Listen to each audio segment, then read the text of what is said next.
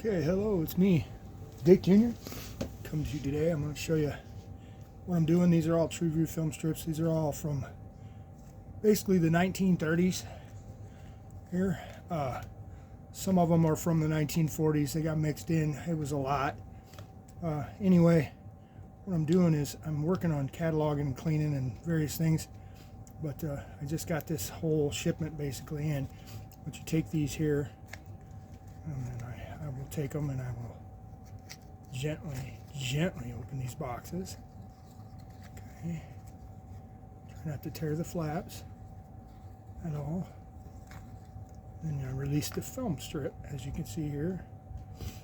But I don't just pop it in the viewer. I got to take it and blow, because there's dust, box dust, things all over these. These are quite dirty. So then I open them up and expose the first little bit of the film, and as you can see, if you look closely at these, see how there's 35mm tracks on both sides instead of on one side. These are older Tru-vue film strips than normal. These are some of the first productions that they made, and they had these tractor marks on both sides, regular 35mm tractor marks. Later on they went to proprietary that had the regular tractor marks on one side, and then it had one every 42mm on the other side. But you feed them in, and then I continue to do this. See, as I go through, there's bits of dust and various things, and then I view it through the viewer real quick. Now, I am not enjoying these per se. I'm not going through and reading all the frames and everything. I'm just making sure that they are viable. And as I go through, I just continue to squirt that dust off. But what you do is you don't use the tractor. I use this. See, 42mm. Hopi House, yeah. And then you just continue to do this as you're pulling them through. You see, 42mm, 42mm. Pull them through, blow the dust off.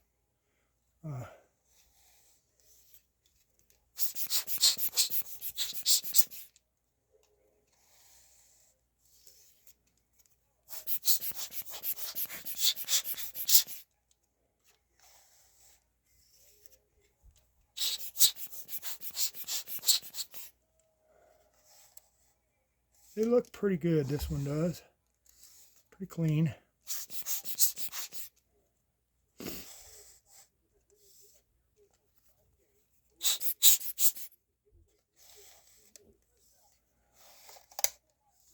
Alright, see, we're at the end.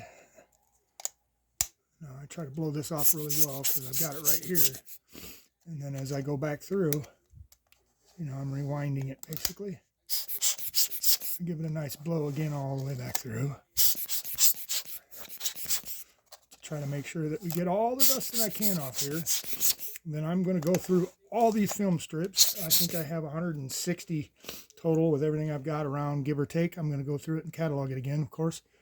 But I'm going to take PEC 12, which is a film restoration and cleaning fluid, specifically for older stuff. I'm going to go through here, all these film strips, and I'm going to wipe and clean them with this, and PEC pads that go with that are film or ready for film, and they're, you know, dust and lint free. And so I'm gonna go through and wipe all these things, and then I'm going to take these and I'm going to scan them into a computer through not just a flatbed or a 35mm scanner, which most people are doing.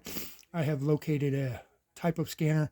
It's a industrial grade type scanner for large film type projects or whatever. It's got some good software and various things. Anyways, this will give me the ability to scan these through it, if I wanted to, 7,200 dots per inch, which is more than enough to see the silver grains in the film itself. So I will probably run them through at 3,600 dots per inch, which I can still see the silver grains. But the point of that is that when I scan these pictures at that resolution level, I can go through and remove everything, dust, dirt. I can also adjust places where it's been color faded or damaged or scratched off. I can by the grain adjust it. You see what I mean? By the replace grains of silver that are no longer there. You see, I'm on a Photoshop type setup, but when they're remastered, these will look better than they did even when you bought them, because some of these film strips have impurities that run frame. These were taken, like when they were exposing the film strip, there was a piece of fuzz on the template, and so every frame on there has that piece of fuzz in it. I can remove that. Those, that's factory stuff, but I can remove those. So my film strips, when I get this project done, if I'm able to do it completely as I know I can, my film strips will actually be better than the ones they sent you from the factory in 1930s. And the materials that I'm going to use for the film strips, when I do reproduce them, are so modern, they're so tough that they will eat up these classic viewers. They're harder, and the little linchpin that they use in here to advance and all that, it'll wear it off. So I'm going to have to build new viewers too. But anyways, that's what I'm doing. See this? Tedious work. Pull. Squirt. Squirt. The whole time I'm looking for little bits of dust. Okay? As I pull this back through. See? But that's what I'm doing. So this is a tedious process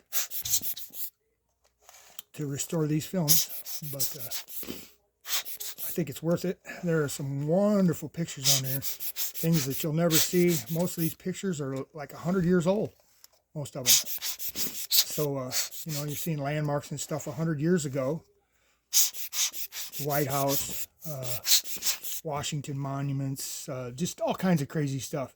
So it's interesting, and it's very historically important, I think. So this is what I'm doing, and there you go. God bless, and welcome to the film restoration industry.